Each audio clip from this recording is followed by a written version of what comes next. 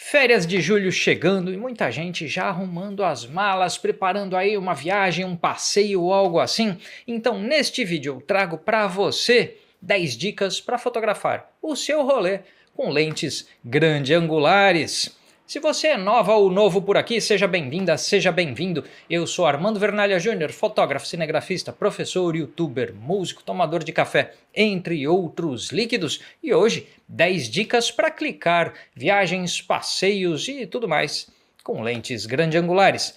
O vídeo de hoje é um oferecimento da Fotoseg Corretora de Seguros, porque se você vai viajar ou passear por aí com a sua câmera, com o seu drone, com seus equipamentos de registro de imagens quaisquer que sejam, faz seguro disso tudo aí com o pessoal da Fotoseg Corretora de Seguros, porque aí o seu passeio vai ficar muito mais tranquilo e muito mais seguro. A Fotoseg Corretora é especializada em equipamentos audiovisuais, equipamentos portáteis diversos. Então fala com o pessoal da Fotoseg, pede aí uma cotação de seguro, câmera, lente, drone, acessórios.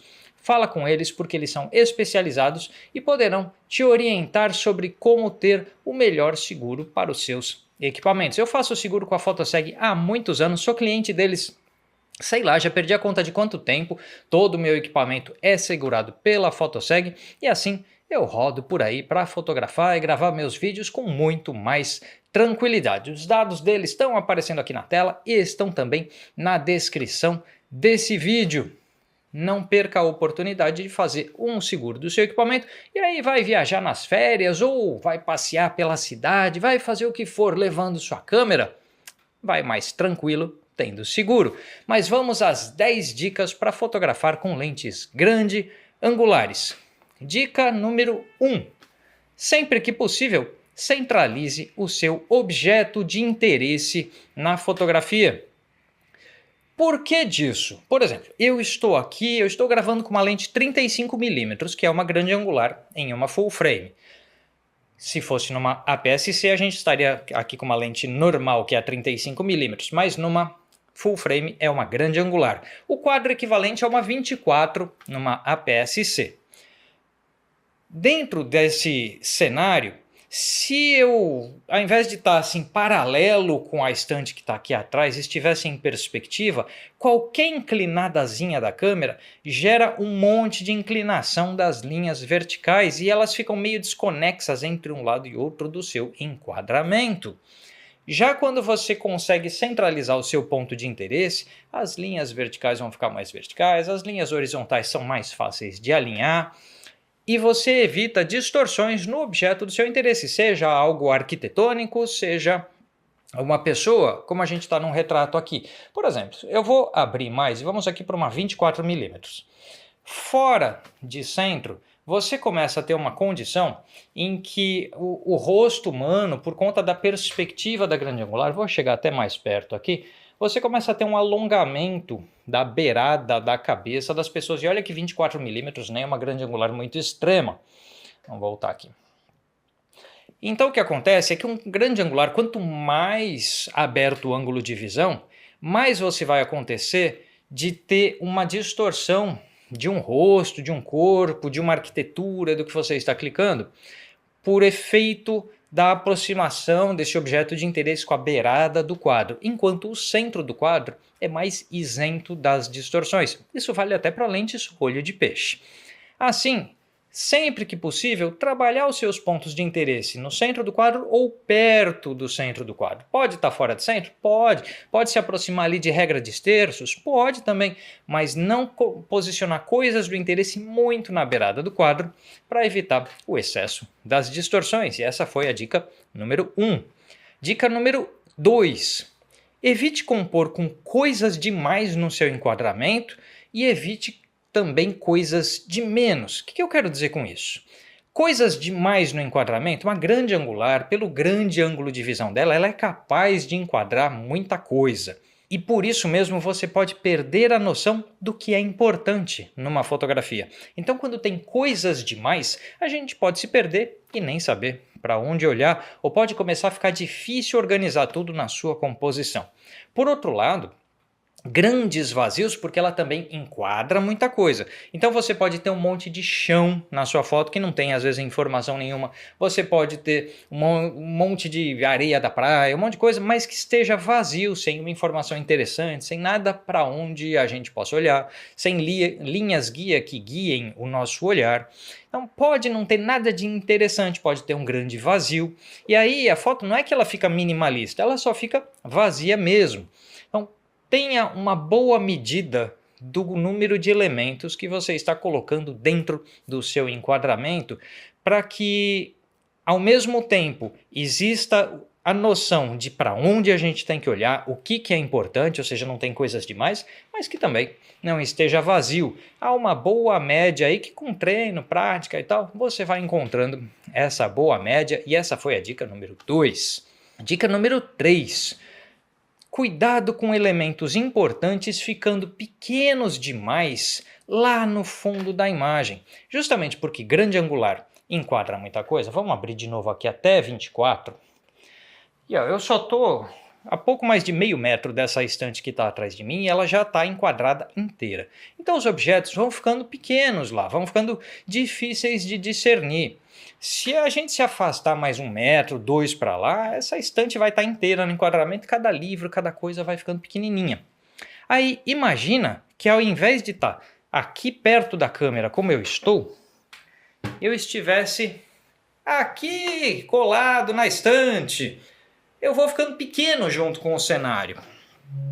Então às vezes, quando a gente está com grande angular, vamos voltar tudo aqui do jeito que estava, a gente pode cometer aquele equívoco de tentar enquadrar um marco arquitetônico, um monumento, um edifício, uma casa, alguma coisa que é grande, com pessoas próximas ao fundo da imagem, porque a gente quer enquadrar o cenário todo e a pessoa lá junto, e aí a pessoa fica desse tamanhinho no seu enquadramento. Então cuidado para coisas importantes ficando perdidas lá no fundo da imagem. Se vai fotografar pessoas diante de uma arquitetura, posicione elas mais perto da câmera e a arquitetura lá ao fundo para você ter as duas coisas ao mesmo tempo, sem que a gente só veja uma coisa ou outra. Nem é interessante a gente encher o enquadramento só com a nossa cara, assim numa selfie, não se vê o que está atrás da gente, não se vê o lugar para onde a gente foi viajar, e nem é tão interessante a gente se perder lá tudo no fundo da imagem. Há o famoso meio termo que nem na dica anterior é uma boa medida para equilibrar as coisas. Equilíbrio é uma palavra-chave. Vamos agora à quarta dica. Elementos de primeiro plano que formam molduras ou que criam linhas guia visuais são importantes para ajudar na composição da nossa fotografia. Então, por exemplo, uma moldura natural, como galhos de árvores, ou um elemento arquitetônico, como uma moldura de janela, de porta, algo que possa ser um elemento de moldura, um canto de arquitetura, qualquer coisa que evite vazios na nossa fotografia. Então as molduras que nós encontramos pelo caminho ajudam a criar o interesse do para onde a gente pode olhar.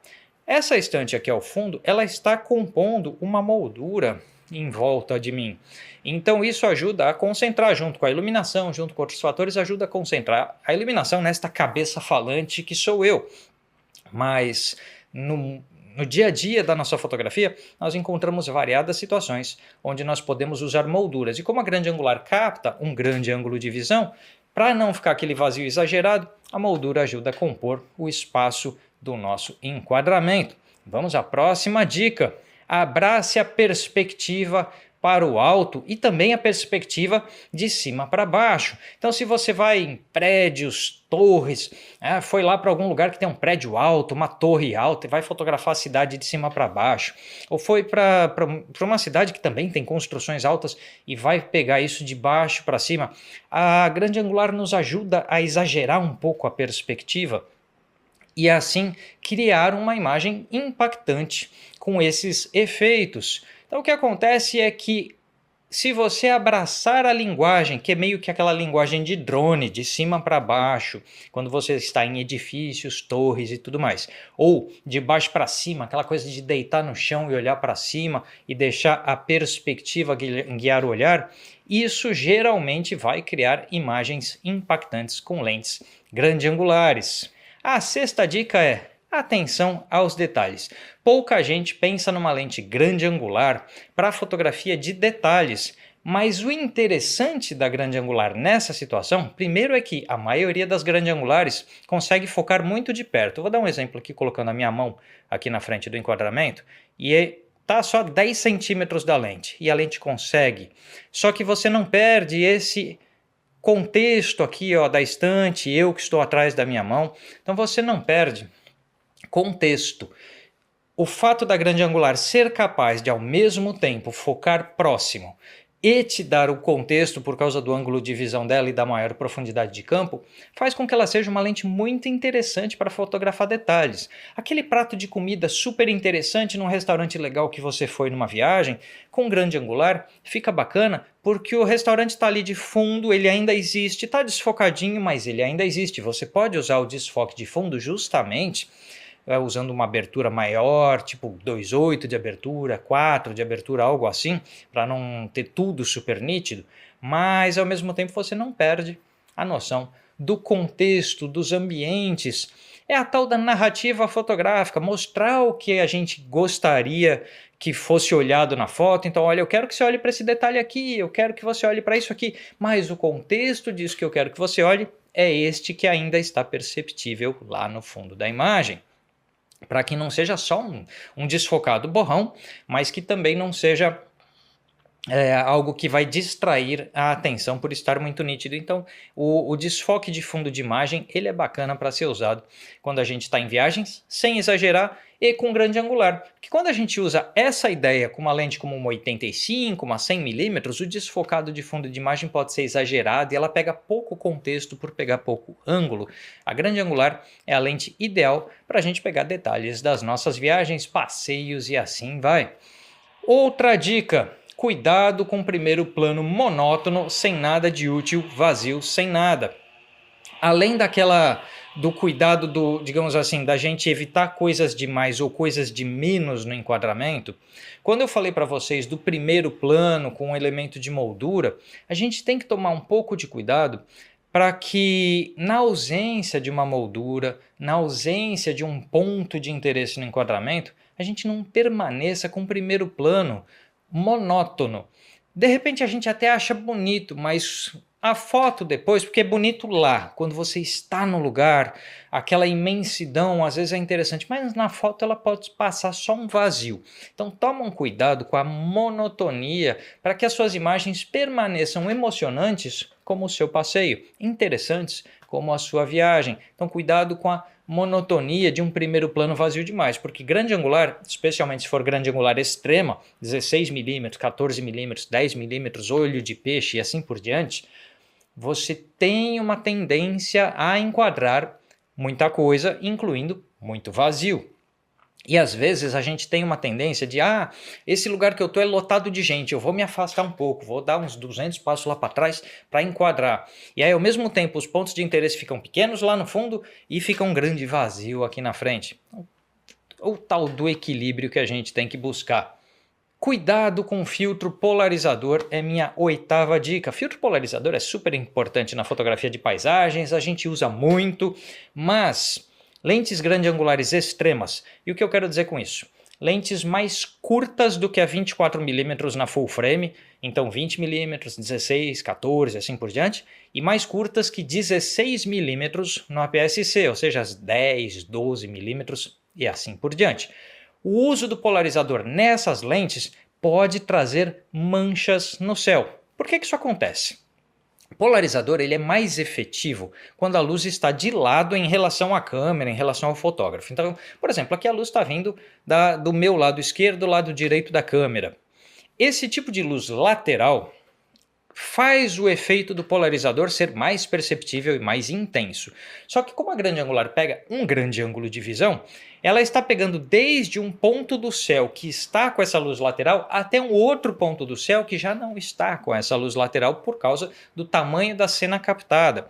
E aí você pode terminar com uma grande mancha no céu. Eu estou pondo uma foto aí para vocês verem que tem paisagens que essa foto foi feita com 10 milímetros. Então 10 milímetros no APS-C, 16 milímetros no full frame, mostra a mancha escura no céu causada pelo polarizador por causa do ângulo da luz em relação ao polarizador. Polarizadores funcionam melhor quando a gente não está tão de lado para a luz, se for com uma super grande angular, ou quando a gente não está numa grande angular tão extrema assim. Então o polarizador tem sua utilidade na fotografia de paisagem, só cuidado com essas manchas, porque isso é um pouco difícil de resolver no tratamento das fotos depois. Por fim aqui, nona dica, por fim não, ainda que tem mais uma, mas nona dica, lente perfeita. Muita gente pergunta, e aí, qual a lente perfeita para levar numa viagem? Eu defendo que o mais interessante é uma grande angular zoom. Por exemplo, nas full frames, uma 16 a 35 milímetros de abertura 2.8 ou 4. Então, na linha da Canon tem aquela 1740, 1635, 15 a 35. Tem lentes nesses comprimentos. Nikon também tem, Sony também tem. Então, tem 1635, 1735, 1740, 15 a 35, 14 a 28 na Nikon, mas aí eu acho que é pouco 28. Tá? As 1635, 1735 e nesse entorno são as lentes perfeitas no full frame e que no APS-C a gente tem as 10 a 22, 12 a 24, 10 a 18 milímetros no APS-C. Por quê? 10 a 18, 12 a 24, tudo isso dá o equivalente às 1635 do full frame. Esse conjunto te dá desde o 35, que é o que a gente está usando agora aqui, que é a grande angular discreta, é pouco grande angular, pouco exagerada, até o 16, que é super grande angular. Então você tem todas as linguagens de grande angular dentro de uma lente só. E aí você fala assim, tá, mano, mas uma lente dessa ela é grande, pesada, cara, eu não quero levar isso numa viagem, eu quero levar uma lente fixa. Se eu for levar uma lente fixa, qual você recomenda?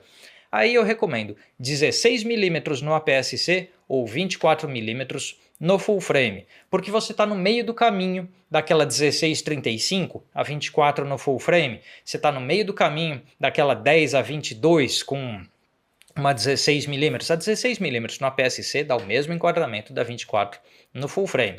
Então esse comprimento para mim é perfeito para fotografia de viagens. Eu já viajei com lente 35mm fixa e não conseguia enquadrar alguns marcos arquitetônicos grandes sem que eu tivesse que me distanciar demais. E aí se se distancia demais, entra um monte de gente na frente, não dá certo. 35 é muito fechado para certos marcos arquitetônicos e também para lugares fechados, como dentro de museus, dentro de restaurantes.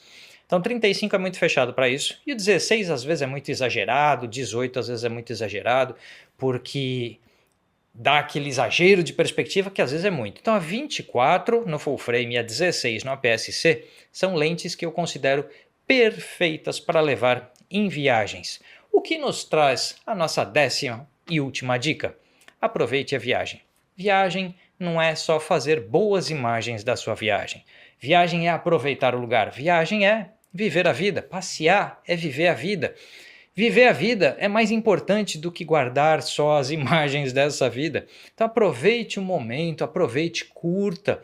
Não faz aquela viagem pensando só nas fotos que você pode fazer em um determinado lugar, porque de repente você se preocupa com a foto, com a luz da foto, com a regulagem da foto, com tudo mais. E aí você fala, poxa, eu nem estou curtindo o lugar. Nem estou curtindo o restaurante, nem estou curtindo o teatro, nem estou curtindo o museu, o passeio, a praia, a montanha, o lugar onde você resolveu curtir. Então vive a vida, leva a sua câmera, mas não deixa ela complicar muito a sua viagem. Por exemplo, uma dica que eu dou sempre, se você gosta de usar o modo manual na sua câmera, coloca o ISO no automático, isso vai tirar muito da sua preocupação com a fotometria. Se você vai bem com a ideia de usar modos automáticos, e eu uso muito, coloca lá em prioridade de abertura na sua câmera ou até no modo P e fica tranquilo, porque a câmera acerta as regulagens na maioria das vezes. E quando precisar intervir, aí você faz lá uma intervençãozinha básica. Mas curte mais e se preocupa menos com o tecnicismo fotográfico durante a sua viagem. E para sua viagem, seu passeio, o rolê que você vai fazer ficar ainda mais tranquilo, não se esqueça de fazer o seguro dos seus equipamentos lá com o pessoal da Fotoseg Corretora de Seguros, porque aí o passeio fica muito mais tranquilo e muito mais legal.